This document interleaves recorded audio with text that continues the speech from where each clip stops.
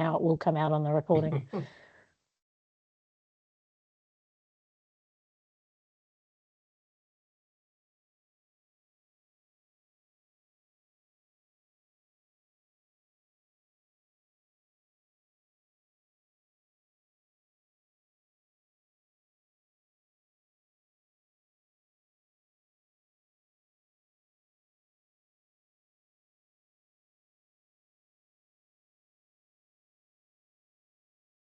Okay, well, thanks everybody for joining us tonight.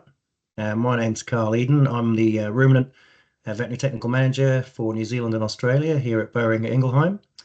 On behalf of Boehringer Ingelheim, I'm absolutely delighted to invite Dr. Winston Mason this evening to discuss his findings on reducing the impact of dairy cattle lameness on farm.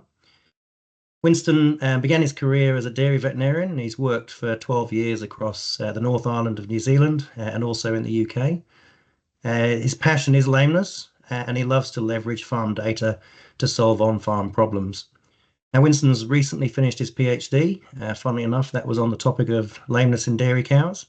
And for the past 7 years, he's worked with various roles as a trained epidemiologist, and he's also a member of the Australian and New Zealand College of Veterinary Scientists in the epidemiology branch. Winston's driven to improve the well-being of both animal populations and those that have the pleasure of being their custodians.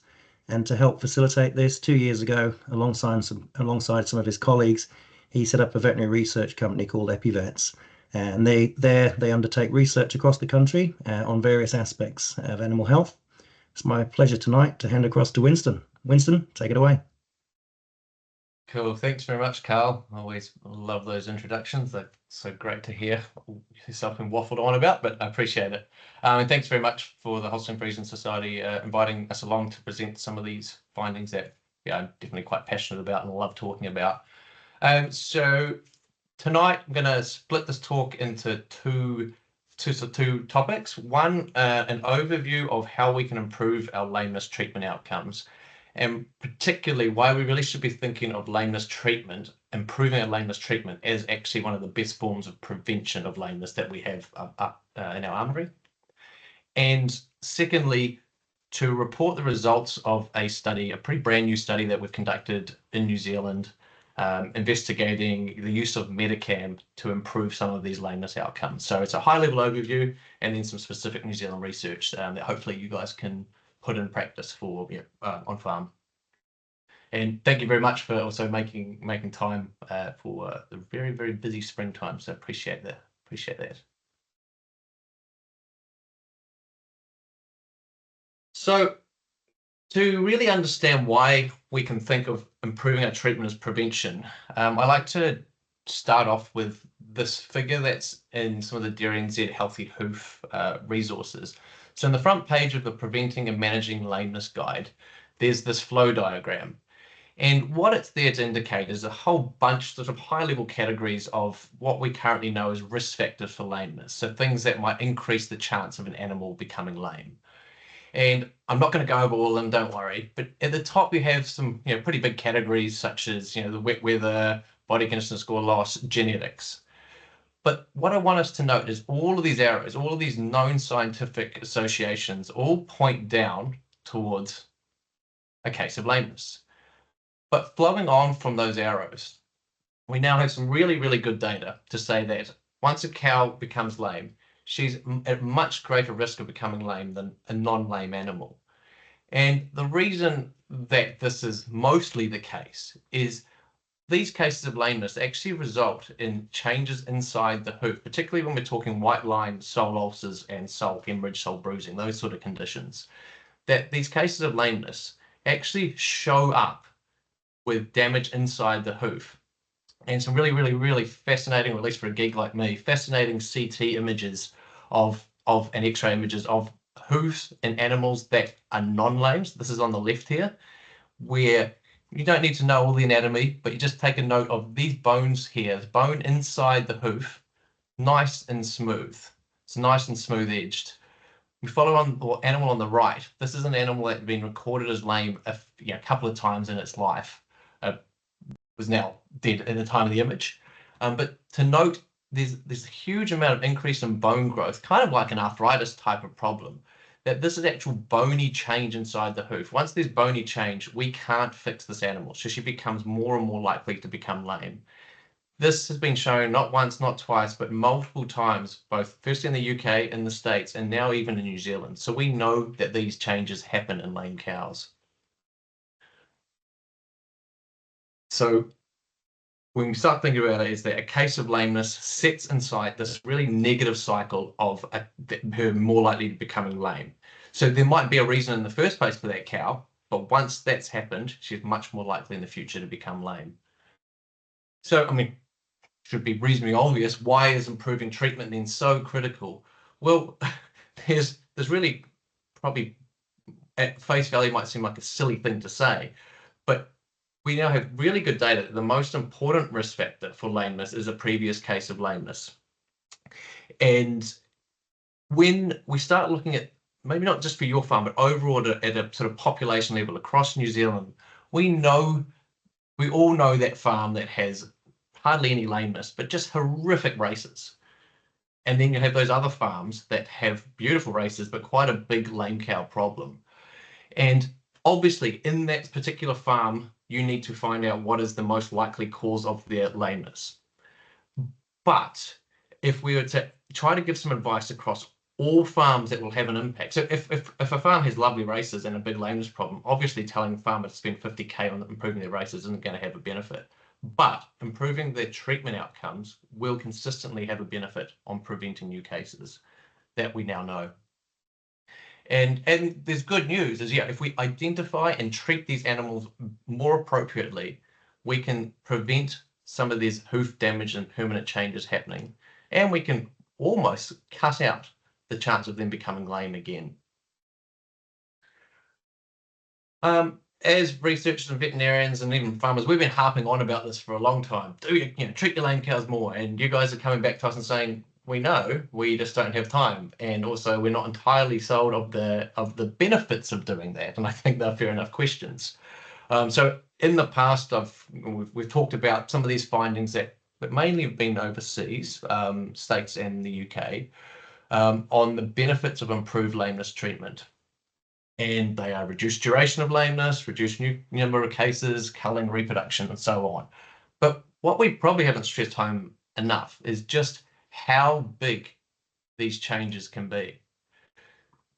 We have a really cool piece of research that I'll talk about a little bit later this evening, that improving the lameness treatment improving the lameness treatment per se, just manipulating a few things in the treatment of lameness, resulted in a 50% reduction on the animals that were culled due to lameness. These are huge changes. And the really exciting piece of research, spoiler alert for later on tonight as well, is we've reported over 10% improvements in 6-week and calf rate and empty rates by improving the lameness treatment. And as I alluded to before, this can work on every farm, whether you have 1 lame animal or 100 lame animals. We can see we can improve the outcome of these animals following these processes. So historically, I used to think of treatment as this. We would say treatment, right, get a hoof crush. Unfortunately, Stuart Rogers isn't here to be able to promote, but get a hoof crush on your farm, pick them up and treat and do the things that we tell you to do. But what I want us to take home is when we're talking about appropriate treatment of lame cows, it goes from when they're first showing signs of lameness, so diagnosis, right the way through to recovery. And if we break it into these 3 groups here, I think it gives us more control of the situation. We don't need to improve every single aspect of the treatment of these lame cows to get a benefit, but we should at least try to improve one of these areas. So effective treatment goes right the way through from the first instant the cow shows she's lame, right the way through to when she is back in the herd, not necessarily sound, but at least lameness score 1. And what does that look like? You may hear this acronym EDPET. That's what, particularly in the UK, Holstein Friesian group in the UK are using it. EDPET, which stands for Early Detection and Prompt Effective Treatment. And there's multiple ways it's sold and communicated to improve the outcomes of lame cows. But in New Zealand, I put together this sort of 4-point plan that we're trying to get out to all sorts of places. So I'm excited to be able to talk to you guys with it now. And if we identify and act on any of these points, ideally all of them, but any of these points, we can be actually, it's an effective treatment, and we can actually be improving and preventing lameness in the future. I'm definitely not going to go over all of these because I'll be in trouble for going well over time. But just a quick whirlwind around a couple of these points, and then we'll transition over to the key study, which is around that third one of managing the pain. So firstly, get to them early. It goes without saying, if we want early identification and effective treatment, we need to be able to have processes in place that get and identify these lame cows early. And can split into two categories. So there's the time from lameness onset to diagnosis, and this is by far the biggest issue that we have in lameness worldwide. Farmers are busy. We know you're busy. You know you're already doing lots and lots and lots of other jobs, and up until recently probably didn't have a lot of evidence to say why we need to be getting onto some of these animals so early. But this is by far the single area where we can improve the most on farm. So it's not just identifying lame cows. It's the time from when they are first show onset to diagnosis and actually picking that animal up. We can, if we have time at the end, we can talk about how that practically can be done. It's not easy, but there are a couple of little basic things that I like to think of. But that is one of the key points. And secondly, which I really do see as a big problem in farms that have a big problem, unfortunately, is identifying lame cows. Really good at it. Just don't, because you've got so many, you just don't have the time, don't have the resources to actually pick them up and treat them appropriately. So what you end up is with a lame herd of 100 that most of those haven't actually been picked up and dealt to. This really does do more damage than I think. We're helping them by putting them close to the shed, but until we've actually picked them up and trimmed them and provided this appropriate treatment, we've got to just ticking time bomb. We haven't quite got we're not going to get the outcomes that we need with them. This one here, this is where I really would suggest seek help. This is one of I loved it as a vet when there was a big lot of lame cows. Sounds silly, I know, but big lot of lame cows. Farmers too busy doing other things that were, feeding cows appropriately. Got me in to just wipe through a bunch of lame cows just to get them back to square one. So don't be afraid to ask for assistance with your vet or hoof trimmer there to whip through animals if you have a lot in your lame herd from diagnosis to treatment, because it can make a difference. The second point is to pick them up and trim them. This, again, there are multiple pieces to this, but I make no qualms in saying this. You can't do this 4-point plan appropriate without a proper hoof crush. That may not be possible or feasible in the current situation on your farm, but I still think it's something to investigate and address. And maybe you've got some other animal health advisors that can give you some information on how you can work in your system, because it doesn't need to be a $100,000 hydraulic crush. There's secondhand ones around. There are different tweaks you can make with your shed, but to be able to pick them up, trim appropriately using a grinder and/or putting blocks on all of your animals, and putting blocks on most of your animals, you need the facilities to be able to do that, because what's the biggest barrier that you guys are telling us for treating lame cows? It's time. And if you don't have good facilities, you can't do those things in a time appropriate manner. And secondly, the trimming and treatment. A big field. Other people will be more up to play with nuances around the trimming side of this. But what I want to sort of alert to is the training of this.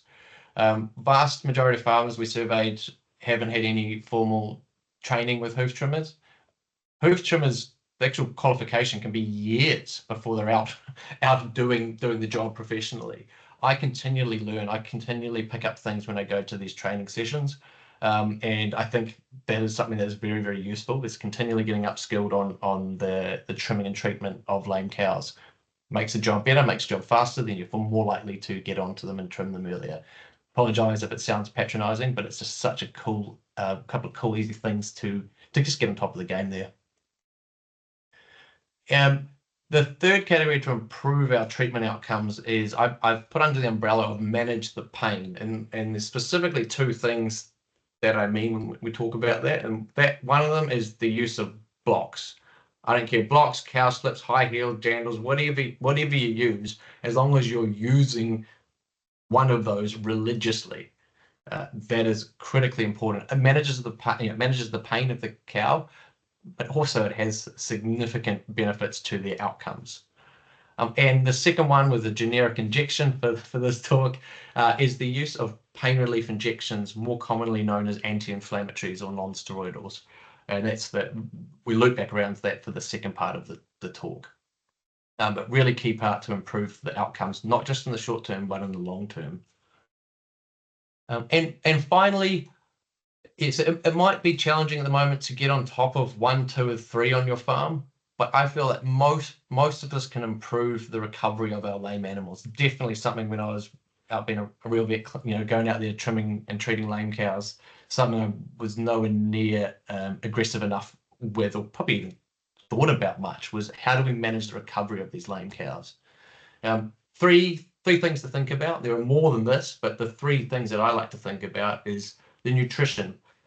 So, pretty obvious, right? A lame cow becomes skinny. They lose a lot of body weight. It's a very, very cachectic disease. They can lose 1.5 to 2 condition scores through one case of lameness if it goes on for a while. But it's also really important to note there's now a wealth of evidence that skinny cows are more likely to become lame and also much more likely to stay lame. So this is relevant for the entire herd. I know your big, beautiful Holstein Friesians are much better fed than Kiwi Cross and Jerseys, but once they're in that lame herd, it's really important to think about how are you feeding your lame herd, particularly if you have a lame cow problem. I would go out to a lot of lame cow problems and go look and go. It was awesome, the cows would be by the shed, nice and close to the shed, so they're not having to walk very far. But the paddock was a bloody cricket pitch. There was virtually no pasture cover for these girls because there was a problem. They were grazing further and further and further down, and it was just a slight oversight. Some of these farms not allocating the feeding from the animals that were going from the main herd into the lame herd. So the main herd was getting fed extra well, and the girls that really needed it just not getting enough high quality feed. So that is something to note, to talk to your crew, is just making sure that the feed budget is relevant to all herds, including the lame herd. High energy, high dense feed for lame cows is really important to improve their recovery time. Second, minimize as much as possible time on concrete. That, as a lameness guy, that goes for all cows, not just lame animals. But from farm management practices, we just did a survey of 120 farms from the top of the North Island to the bottom of the South Island, and the primary risk factor for farms with big lameness problems was actually increased use of concrete standoff pads or standing on concrete for an extended period of time.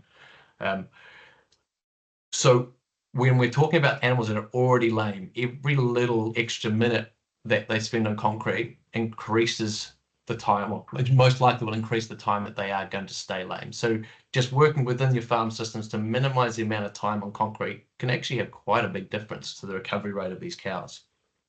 And that can be as simple as if you're bringing, particularly at this time of the year, you're bringing lame cows in with your red cows, just trying not to bring that entire mob before you hose down the shed and wait to put the cows through the shed that way. If you can minimize the amount of time that the cows spend on concrete, it'll make a big difference for them. And thirdly, the one I was very guilty of was having systems in place to monitor recovery. So to have it, formalize it on farm, actually have a lame herd, have a notebook, something like that actually has, right, this cow 23, she was treated 14 days ago and no better. It is time to pick her up again. Or cow 55 was treated last week, but she's gone from a lameness score 2 to lameness score 3. Pick her up again. I'm sure most people are on top of it, but until it's formalized across a farm, I find that this just doesn't happen anywhere near as well as it should. Again, something that I wouldn't say easy, but it is possible to implement on most farms. So that was a very quick whirlwind. I'll throw to Carl and the team just check if there are any questions or comments or scathing rebuttals at this stage before I start talking about some really New Zealand specific research that we've just conducted. So are there any questions or comments at the moment? No questions or comments yet, Winston. Okay, cool.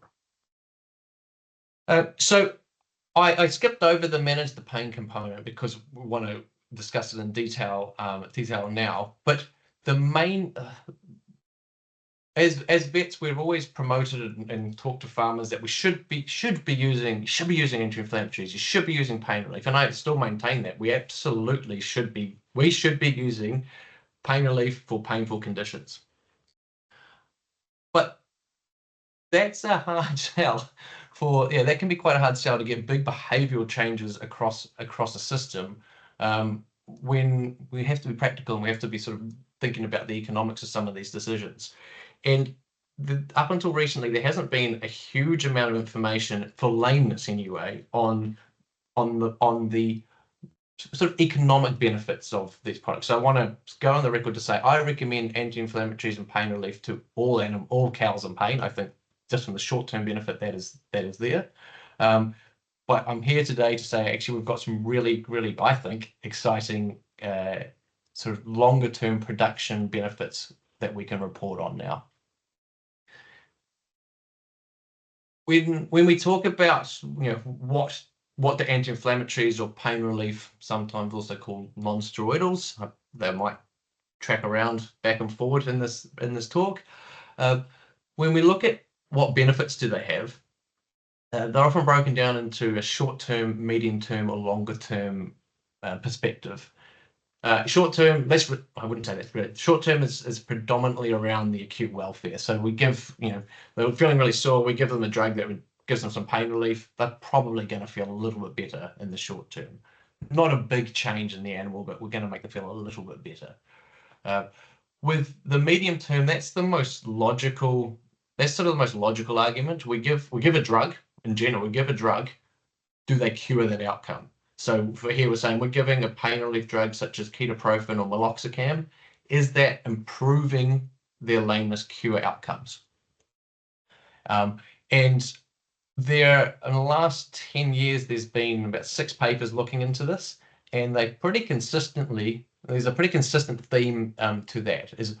Do anti-inflammatories or pain relief injections improve the time for a lame animal to become sound, or the cure rate of that lame animal?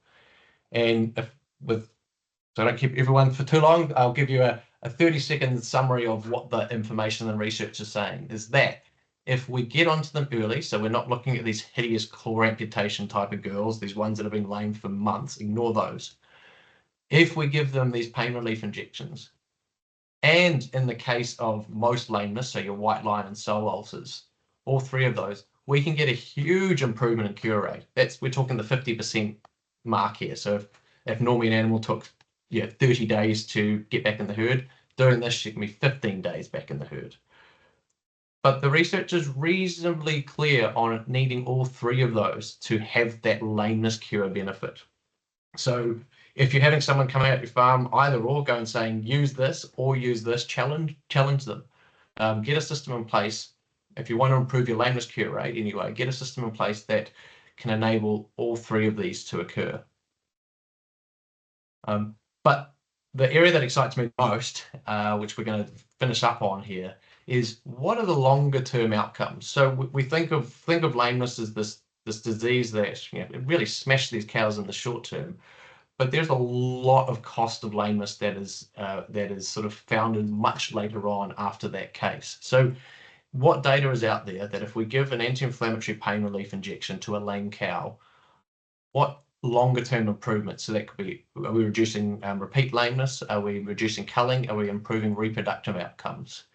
What's out there looking at that? I often, even earlier today, got asked, what's the cost of lameness? And I know it's a valid question, but I hate it because we don't know in New Zealand. That's my answer. Fund us to find it better so we can give farmers the information that they want. So please harp on to anybody about that. But we have some conservative figures. I like conservatively probably 300, 350 at a minimum for a case of lameness.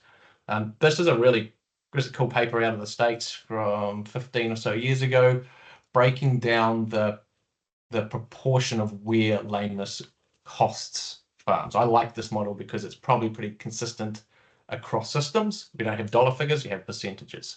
And with lameness, you know, I think historically we'd certainly thought, well, I had anyway, yeah, they reduce a lot of milk yield, there's a pain in the ass component, there's a cost to the drugs, etc. Vets, if you ever get them out there. But this makes up about 1/3 of where lameness is costing farmers and costing the cow. 2/3 of them are on this much longer term outcome. So it's the fertility cost and the culling cost. Without a doubt, around mating, if a cow gets lame, the biggest cost is its reduced reproductive performance. And we have that information now in New Zealand as well. Well, we've had it for a while, but we've got some new information to really harp home this, is that the impact of lameness is having on reproduction is probably the biggest component of the cost of lameness. There's a study that was published 2 years ago in the JDS from an absolutely ridiculous study that my friend James Wilson finished his PhD up with. It's really a beast of a study. They followed animals for 3 entire years and treated all the lame cases that they had and gave them different treatments at these lame cases. There's 4 treatment groups in this, but I want to just concentrate on the main 2 ones that I'm interested in, which is of these girls, the lame animals either just got trimmed at lameness, so a professional hoof trimmer actually trimmed them at every single case, or they trimmed them and provided an anti-inflammatory. In this case, it was a 3-day course of ketoprofen, so injected daily for 3 days. Their main outcome of interest was their culling rate. So they did look at time, how long they were lame for, and repeated lame case, but the main thing that they were interested in was what was the culling rate of these animals for up to 3 years after their first case. And what they found, well, I suppose, is phenomenal, but it has been repeated. There are 4 treatment groups. I just want us to look at the green line, the top line, and the red line. This curve on the bottom has the weeks since first calving. So they're enrolled as heifers, they're enrolled at their first calving. And on the y-axis, the up and down axis, we've got the proportion of animals that are left in the herd. Typical sort of UK herd where there's quite rapid culling rates, but the control animals, the lame animals that were trimmed only, by 3 years in, about 70% of those were no longer in the herd. A huge culling rate of these lameness. But interestingly, although they got lame in their first year, it wasn't until their second lactation that this really seemed to sort of have an exponential effect, which adds on to that negative cycle of lameness I mentioned earlier. Whereas the girls, the only difference in the green line to these girls is that they received a 3-day course of ketoprofen, 3-day course of ketoprofen at the time of lameness. And you know, they did what good statisticians do. They got some big fancy numbers in there, but across that time period, they can report a 45% reduction in the culling rate, with the only addition, the adding of the pain relief injection.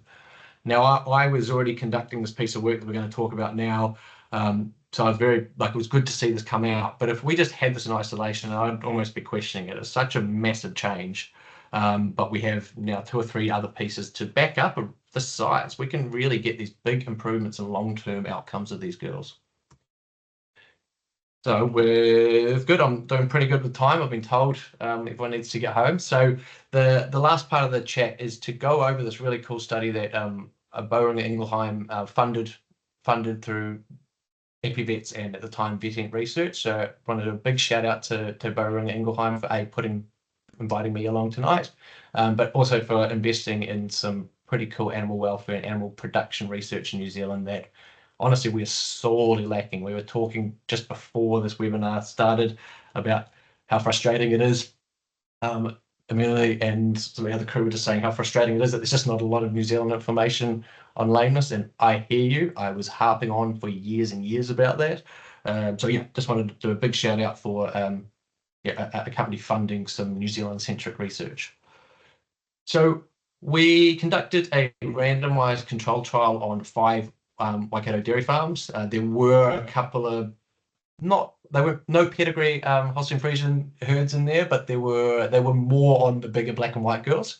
Just want to put that in a caveat. There was 1 Jersey farm, and the other 4 were Kiwi Cross / bigger towards the Holstein Friesian type of animals. So I'd be lying if I said this was directly and specifically and only Holstein Friesian, but it's New Zealand, it's good commercial farms, and yeah, it's as good as we got. So we wanted to look at the effect of Metacam. So you're hopefully most, if not all, familiar with Metacam. It's a long-acting pain relief anti-inflammatory injection from BI. It's the most commonly used and researched anti-inflammatory in the world for cattle, and already had some pretty good data on the impacts it can have on improving reproduction of animals with mastitis. So there's nice synergy here.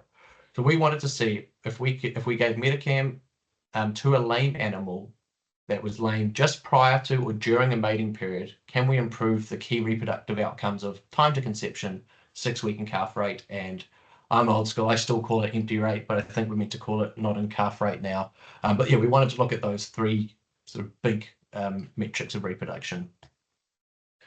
So we enrolled 5 Waikato dairy farms. They range from all around the Te Awamutu Otrahonga region, but they range from 350 cows up to 900 cow herds. I'd put them all as good operators. You know, they have to be good operators to want to be involved in a study. And they're all good operators, but all with a moderate lameness problem. We went out there, we went to these farms and said, we want to do all your lame cows for free. So once we got across the line that is what we wanted to do, all of a sudden we had hundreds of farms wanted to be involved in the study. But these 5 ticked the boxes going through the hard yards early on, and were amazing. Some were enrolled for a couple of years. So on the farms, about a month prior to mating, we went through and removed any of those hideous, deformed claws from the old girls. We wanted a relatively clean slate, and all non-lame animals a month prior to mating were eligible to be part of the study. We then tasked the farmer to go and check us lame animals. We didn't train them, but again, because we were doing the lame cows for free, we expected that we would see a lot of lame animals. So just to make sure that they're not just throwing us, 80% of their animals as trim, we also made sure that the ones that they sent to us truly were lame. So farmer would identify a lame animal. We would come out twice a week. Our lovely trained technician would come and lameness score them. If they said they were lameness score less than 2, so our cutoff for truly lame is a lameness score of 2, that I'd like to simplify it, thinking that a lameness score 2 out of 3 is she's lame and I can see what limb she's lame on. That's my relatively simple thing. It's not going, oh, is she walking a bit funny? It is, she is limping and I can catch the limb. So that was our cutoff. If they didn't reach that, they were thrown back into the herd until they either became lame or the farmer stopped trying to play games with us. If they were truly lame, we then got a vet out. It wasn't me. I didn't do all the hard work at this stage. Examined by a vet, the same vet for all of these farms. And he made a call on the type of lameness they are. So for this study, we because they hadn't been done before, we wanted to really look at the most sort of critical cause of lameness across New Zealand, not the only, but the critical cause of lameness across New Zealand, and also the disease that's probably going to have the most sort of longer term inflammation component to it. So we enrolled animals that geeky researchers called clawhorn. Effectively, they're white line. So your white line injuries, your sole bruising, and sometimes you have your really nasty sole ulcer, sole hemorrhage type of animals. If they were foot rot or digi or something weird and wonderful, we still treated them for the farmers. We couldn't really not, but they weren't part of the study. So I want to be pretty clear on this. We're not we don't have information on the impact of, say, this with a foot rod. I think we should still use it, but this isn't, the study doesn't show that. So if they had these white line disease, they were then enrolled and therapeutically trimmed, so picked up and trimmed all by the same vet. So he kicked ass, he did a great job for us. So every single animal was enrolled and treated and trimmed by the same vet. Once he trimmed them and put a block on most of them, they were then allocated. So he didn't know the groups until it had been finished. They were then randomly allocated to either the Metacam group or control. And if they're in the Metacam group, they got a single shot of Metacam whilst they're still in the crush. That was the only extra treatment they got. If the animals were treated simultaneously other than that. We did follow their recovery rate, but the key thing is we then did a couple of age pregnancy tests to make sure that, that was the key outcome. That's why we did that. We, Mitch Cooper, picked up and treated 284 animals, and we ended up enrolling 242 all up. For non-lameness studies, that might not seem a lot. That's the largest enrolled into a clinical intervention study that per group that I could find, excluding the James Wilson one that's just come out. Lameness studies are few and far between, and they're quite, I can safely vouch for, they're quite challenging to run at higher numbers. But we're pretty comfortable and confident with the numbers of animals that we enrolled. And we'll jump straight to it. So what did we find? So gone over the study plan, the study protocol, and what we actually did on farm. Now it's the findings. I love pregnancy rate graphs. I think I just find them quite intuitive to follow, and hopefully you guys do as well. But here we've got a standard pregnancy rate graph, just with different terminologies here. So on the x-axis at the bottom, we've got the number of days from the planned start of mating, number of days from the start of mating to when they were confirmed pregnant through ultrasound pregnancy testing. And then on the y-axis, going up the thing, we have the proportion or percentage that conceived. And the two groups, so the red line, and for any colorblind people, it's the bottom line, spoiler. So the red line, control animals, and then the blue line is our Metacam treatment group. I think it's pretty interesting to note that for the first sort of 14 to 20 days, very, very, very similar. And it was around about 2 to 3 weeks, though, that they diverged off, and they just kept getting bigger and bigger and bigger and more separated. And interestingly, this is pretty similar to the findings we've got with Metacam with mastitis as well. It's almost like there are some cows that just want to get pregnant. They'll get pregnant no matter what. But in those animals that really seem to struggle and need that little bit of extra kick, a bit of inflammation, whether that's in the uterus, whether that's in the udder, or whether it's in the hoof, seems to, just to have a bigger impact on these animals. And that is where these anti-inflammatory drugs such as Metacam seem to have their biggest benefit. So farms that love using things like non-cycling treatments, the curve's almost the other way around. It gets animals pregnant faster, but it doesn't actually improve your final pregnancy rate. Whereas the Metacam here, we are getting them significantly faster, pregnant significantly faster, but the effect is actually further down the path. And to be honest, this is the thing that excites me the most. It actually gets more cows pregnant, full stop. And we can report that. So more easy back of the envelope calculation, now 6-week in calf rate. So across these the animals, the enrolled animals in the Metacam group, we had 74% pregnant at 6 weeks. So pretty, I thought pretty decent 6-week in calf rate, given that these were lame animals. Whereas you compare that to the control girls, which is 63%. So we got an 11% improvement in their 6-week in calf rate. And we also got an 11% improvement in the final pregnancy status, or their empty rate, gone from 77%. And again, that's actually still not a bad empty rate in a lame animal that's lame during mating. I've seen worse than that. And we jumped them all the way up to 88%. And any p-value hunters out there and your stats geeks, just to report that these are significant findings. They're not just there by chance. We can, and we're writing it up, we're going to report these as significant and real findings, at least on the farms that we did it on. The question then goes, well, what about non-lame animals? So we had the opportunity, we pregnancy tested all of the cows, so we just wanted to actually compare the pregnancy curve for the rest of the animals in the herd that weren't lame. And hopefully the graph sort of speaks for itself here. Colors have changed around. No, they have colors that stay the same. The addition here is this green line, which was the non-lame animals. So they followed a pretty smooth path, almost directly sort of overlapping at the Metacam lame animals.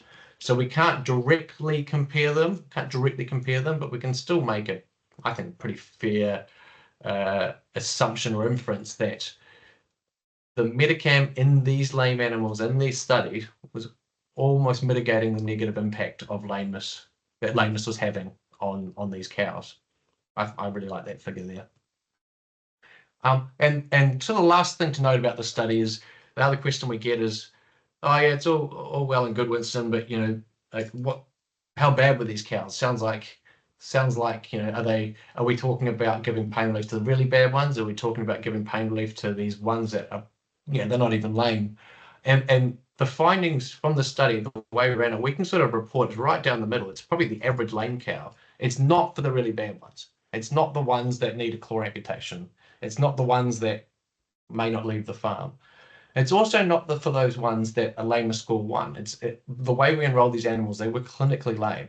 So these weren't animals that, you know, just looked at us funny. They actually had to have a limp on their limb. And concurrently with the study, we had a bigger study enrolling some more of these farms, as we actually looked at how fast these lame animals got cured with a proper trim and blocks.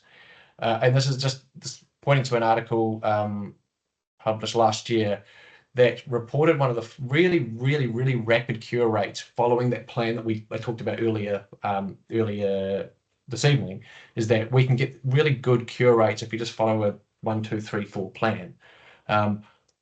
We were getting this improvement in animals that I would call mild to moderate lameness. So I hate that term, we should be using these things when they're bad. If anything, the evidence is pretty clear. If you're going to use a product like Metacam, we should be using it for the ones that are most likely to get the impact for.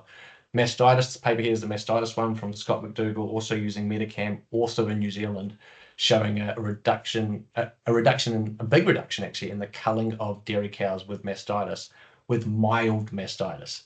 So that I want to particularly challenge vets as well on this topic, is we need to move away from these brackets pain relief products that are there solely to improve the welfare of really bad animals, to actually, these are for production benefits. These are useful for all animals with inflammation. And yeah, pretty keen to hear what we think on if that is something you can implement on your farm. So I've kept to time, so I've done my job there. The take homes, really, I won't shut up. I don't really think we should be thinking about improving treatment. Really is prevention. It's one of the best preventative tools we can do on farm. And it's exciting for me from an epidemiologist level, is it should work on almost every dairy farm.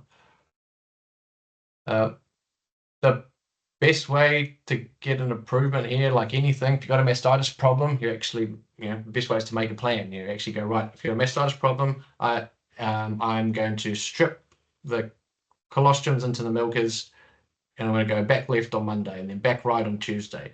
You could do a similar sort of thing for, well, it's not similar, but you can still put a formalized plan for your lameness. And I think that in itself can make doing 1, 2, 3, 4, one of them, all of them, easier on farm. The hardest one is the one that will probably make the biggest difference. That's identifying early, but don't lose hope. It doesn't mean you need to identify every animal as soon as they get lame. There are some, technology out there that can help with that. But I just think if you just identify and trim one lame animal that you previously hadn't, you're going to be making a benefit. So just working with you and your team to just start somewhere. Start with the person on cups off to just formally, if they've got cups off, removing the cups off, that they're looking at those animals as they walk out, maybe once a week or once every other week.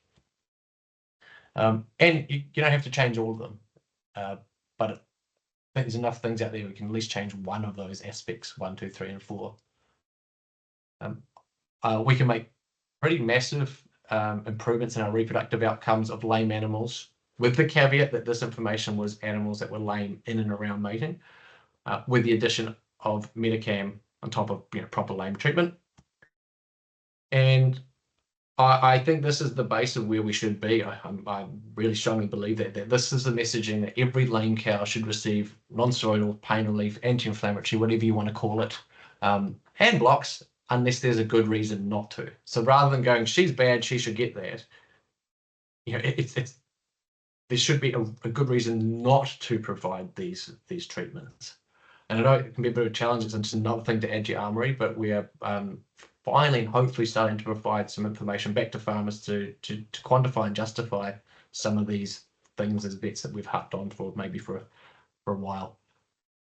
And with that, I'd just like to shout out some funders for some of this work. So with me pesting and bugging people that we've got not a lot of lameness research, eventually got quite a few parties involved. Some previous employees, Vet Ent, were great and helped along with this.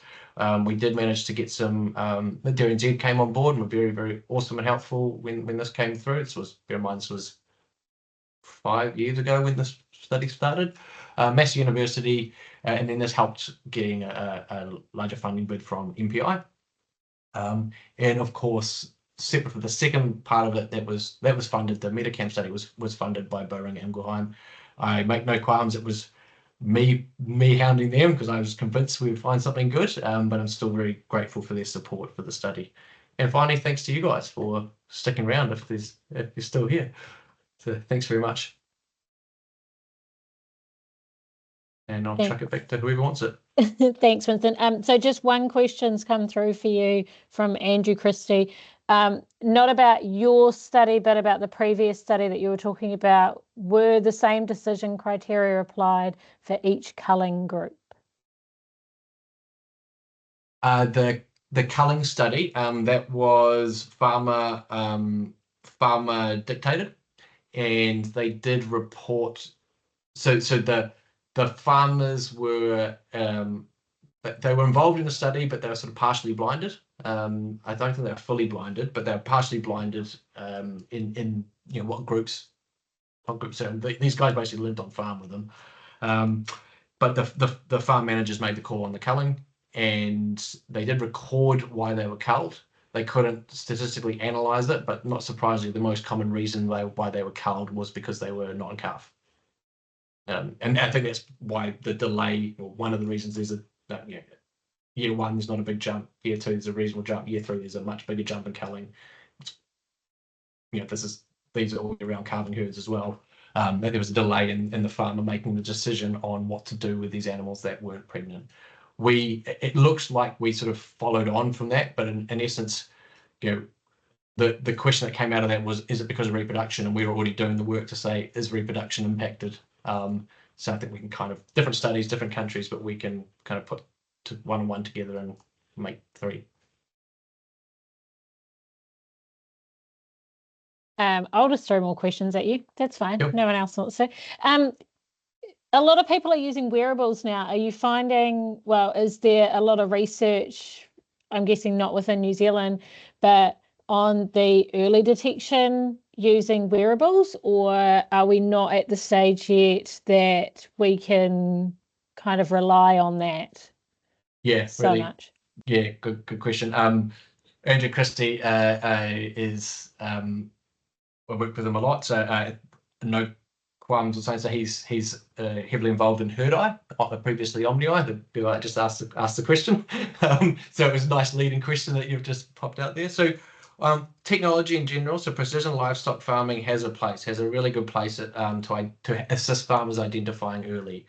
The biggest challenge, particularly for wearables, and I've got careful what they say, but wearables in general, their biggest problem, and I've reviewed a lot of papers on this, and until I see some good hard data to say otherwise, is their specificity. So they will say that an animal is wrong. They can't accurately, which they're right, but they can't accurately identify that it is wrong because it's lame and it needs, that lameness is bad enough to treat. So what we often end up is with a large number of animals drafted out. So it's still better, but a large number of animals that are identified and drafted out that the farmer then still has to work through to identify, is this one mastitis, is this one lameness, is this one just plain funny on in a heat. So they're getting better, and there's algorithms coming out that are getting a bit more specific to diseases. But I think the help, but I just want to really stress home to farmers that that doesn't fix a problem. You still got to do a bit of work, and then you still got to treat them. And we find people switch them off. With herd eye, omni eye, it's specific for lameness. I think it's New Zealand research, there's New Zealand stuff out there. I'm not doing a purposeful shout out, but I think that is that's a lameness detection algorithm and software and camera system that is designed to detect lameness. All of its work is to detect lameness, and if it's set up on farm, it works really on the right farm. It works really well at identifying early. Still need to treat them though. I know it sounds obvious, but you need to get systems in place because you'll find more animals. You'll find more lame animals, and if you're already struggling to get on top of if you're already struggling to get on top of the animals you've got now, putting these systems in can be overwhelming. I bet there's people listening that have had that. Overwhelming. So my suggestion and my plea is, if you're getting any of these precision livestock, wearables or herd eye on farm, that at least for the first month, involve your animal health advisor, your veterinarian, or your hoof trimmer, particularly hoof trimmer, just to get them in to assist and get that first lot of numbers down as fast as possible. Because if you get onto these early cows within the first few weeks or months, we've got a few farms like this that then the weekly new cases are very manageable. And the cool thing is, I wish I had a couple of these farmers on, is that the job, they can tell you that the job becomes far more enjoyable because they are now treating earlier ones that aren't as bad. They're getting them, picking them up, not even in a fancy crush. They're picking them up, having them walk through and out with a block in less than 5 minutes, and then they're back in the herd. So, but without that first month or so of assistance, I find it, not in all farms, but I can find it quite challenging that you just end up with more lame cows and more upset farms, and nothing actually sometimes happens out of that. Cool. Another question from Andrew Christie. What do you see as the major barriers to early treatment? Time. And we've got another paper saying that the biggest barrier, farmers care. Farmers really, we know they care about the welfare of your animals, and I don't think that it's just economics always play a part, but most farmers you talk to, they just don't want to see lame animals. They don't necessarily know what to do about that. And the thing that we're saying, the biggest barrier they have is time, and then the second biggest barrier is skilled labor. So although it's not a cost, so that's utilizing an animal health advisor or a hoof trimmer in the short term ticks the box for those two things. I know there's a perceived cost, there is a cost to that, but that doesn't necessarily have to be a long-term intervention. It could be the first few weeks, or when you've got a problem, get on top of them with external help so you can concentrate on the job that you're good at, which is milking cows, getting milk out of cows. Did that answer the question? Obviously, money will always be there. So. Yeah, money will always be there. I'm silly enough to say that, but the thing is, we have people where money hasn't been an issue and they haven't worked because they didn't have they still didn't have the time. The barrier is the time and skilled labor, like it is for most tasks. So using external help, or challenging if you don't have the external help. That's the other one. If there isn't external help, you don't think you've got the support network out there. There are some resources online with HFNZ that have healthy hoof advisors. We also have one of your members that I think Amelia, you're going to get on, the Hoof Trimmers Association and the Hoof Trimmers. I apologize, I've just forgotten. Fred Hoofstrips. There's another Hoof Trimmer Association, which we'll chuck in the link if we can. They're great to talk to. They're there to assist. They've got a network of hoof trimmers and vets that can help you. Where are you going to next with lameness research? Where do you think the next step is for New Zealand research? Well, personally, I'm going to Venice to talk about this stuff, so I'm quite excited by that. Lucky for some. There's some cool things with lameness research is some of the findings we've got, which I didn't talk about tonight, get me on the podcast, Amelia, and we'll do, is that we've got some really good provenance stories of New Zealand. So we talk a good game of animal welfare. We're outside, we have lovely most of us outside, lovely animal welfare friendly conditions that are marketed and reported as such. But I challenge, we didn't have a lot of data to back up that for a lot of farms, lameness might be a problem, but it's so much less of a problem than in house systems, in intensive house systems.